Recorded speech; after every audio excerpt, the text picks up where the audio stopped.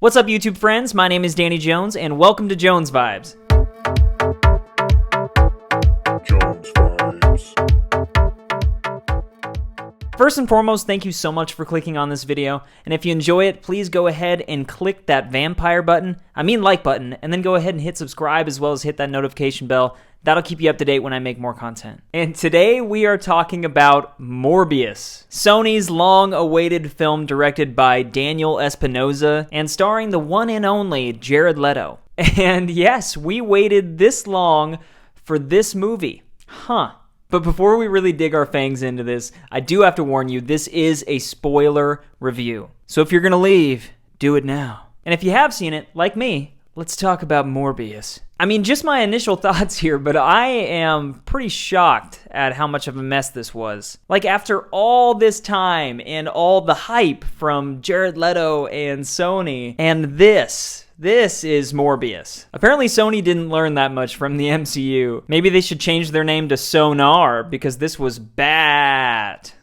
It really just seems like something went wrong behind the scenes. Because we got a trailer for this 3 years ago, and I can't say that I was especially looking forward to this film. I knew that it was going to feel more like Venom does, but the amount of marketing that they did at least did a good job at making my blood boil a little bit. But it seems like 90% of what we saw in that trailer isn't in the movie. They showed him walk past Tobey Maguire's Spider-Man on a poster, and that wasn't in it. They showed Oscorp on a building in the trailer, and that wasn't in it. The only couple things that were the Daily Bugle, as well as he does say, "I am Venom." And that was okay, but it was just so strange, Marvel pun, and it felt like a completely different thing than what we were all shown. They lured us in with a different product than they were actually selling. Those dang pyramid schemes will get you.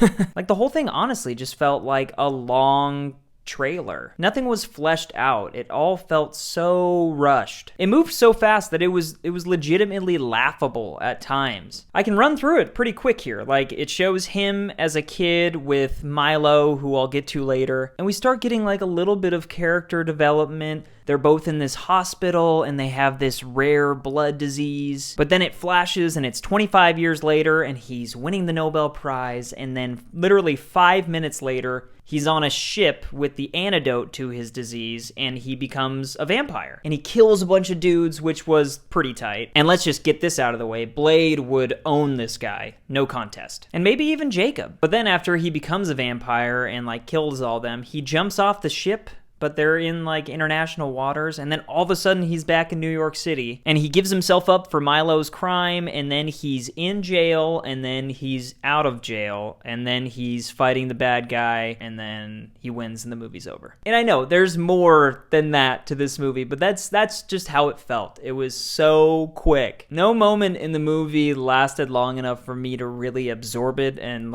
care. I think that there is some sort of message in there, the villain that kind of turns hero. He kills some people at first, but then he vows that he doesn't want to drink blood, and he's gonna be better than that. And that's all cool, and maybe given a bit more time I could identify with it, but I don't even know. I just couldn't get on board with Jared Leto. He was a little less Gucci and a little more guilty, if you know what I mean. I thought that there were some cool moments, but none of them were because of him. Most of them were because of Matt Smith. And he plays Milo, or Lucian, because for some reason Michael's your name's actually Milo. I didn't really understand that. If I was him, I would have been that's not my name. But seriously, I know that this actor's been in other stuff, but this is really my first experience with him. And I loved his performance. I feel bad that it had to be this movie. There was actually, once upon a time, there was a rumor that he was going to be a bad guy in The Rise of Skywalker. There was some casting news in between episode 8 and 9. And Disney, where you at? This guy should be playing a Sith Lord. That would be Sith, bro. Because he can play evil really, really well. He's also going to be in the House of the Dragon, the Game of Thrones spinoff. So that's a lot to look forward to. He's awesome. But yeah, I bought into him as a character,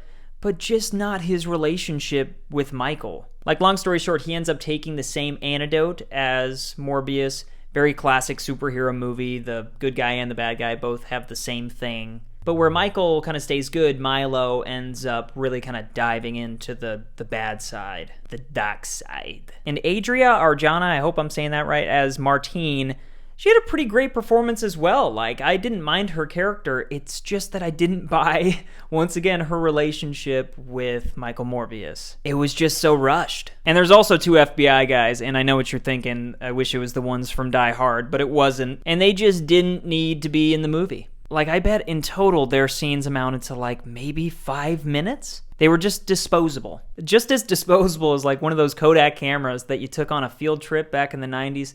And then you rediscovered it in your parents' house in 2013 just to realize that you had the lens cap on the whole time and you took pictures of nothing. Kind of like that. But yeah, also one of those guys was Tyrese Gibson, so that's cool. And as for the look of the film, the CGI was actually pretty dodgy at times. I kind of pride myself on being a movie fan that doesn't look for those things, or at least I try not to notice, but in this film, it was pretty noticeable. And my last big harp of the main movie was the score. And I wouldn't expect to be saying this, but it's just for one reason, like one scene. There's this scene where he steps into a tube full of bats, and it's the exact same composition as Hans Zimmer in Batman Begins. Like, not the full score, and it does get different, but just those 2 notes. That boom, boom. And regardless of whether it was in a different key or not, I just feel like you can't do that. And did anybody else notice this, or is this just me? I don't know. It really threw me off guard. Like, I couldn't believe that they did that. I have a ton of respect for Hans Zimmer, so I just wanted to call this out. Hey, and also, the bad guy in Die Hard, his first name is Hans. So, full circle. There. But yeah, I can't say that I didn't have a good time. I generally have a good time in the movies. I got my popcorn, I got my soda. And going in, I knew that the reviews weren't that great, but I was just kind of hoping that it was so bad that it was good. And maybe some people will feel that way. Honestly, maybe some people will love this film. Unfortunately, not so much me. But you know, this is just my opinion. I don't know, the movie ended and I was like, okay, that wasn't that great. But then the post-credit scenes... Like, I'm still trying to process. I just can't believe that they tried to do this or are doing this. I'm so confused. In the first one, they show kind of dodgy CGI again of the multiverse splitting in the sky, like at the end of No Way Home. And they show Michael Keaton in a prison cell, like, appearing, and it zooms in on him, and he's like, I hope the food is better in this joint. And then it ends and you're like, okay. Like, big surprise. But then the second one, they have him flying up to Morbius, who's like, it's almost like a car commercial, and Morbius is driving out on the road. And he gets out of the car, and then Vulture flies up in, like, the Halloween costume version of the Vulture suit in Homecoming. And he's like, do you want to team up? And I forget what Morbius says, but he's like, yeah, let's go get Spider-Man or something. But yeah, I don't know. I don't know what Sony's trying to do. Are they trying to do a Sinister Six? If they're trying to do a Sinister Six, they should have just kept with the plans of The Amazing Spider-Man and not trashed that, because this just looks worse. And to be honest, I'm not looking forward to it. I'll end up seeing whatever they put out, like Kraven the Hunter, but if it's anything like this, Like I said to start this, I'm almost just a little bit in shock that this was the movie that they made. Like, this was the finished product. It's weird, but I am eager to know what other people thought. Like, I've seen some critical reviews, but I also have seen a bit of praise. So please let me know down in the comments, like, what did you think? What's your opinion on this? Did you enjoy Jared Leto's performance? What did you think of Matt Smith's character? And would you be excited for a possible Sinister Six team-up of all these actors, like Tom Hardy, Jared Leto, Michael Keaton? I don't know, but please dive into the comments section and let me know. And if you enjoyed this video, please go ahead and hit that like button. That helps me get seen by more people just like you, as well as hit subscribe. I would love to have you be a part of this Jones Vibes community. And also, if you want to start an open dialogue, please feel free to follow me on social media. I'm at Jones Vibes Only on Twitter as well as Instagram. But yeah, that about wraps it up on Morbius. I hope you all are safe, happy, and healthy, and I will see you next time.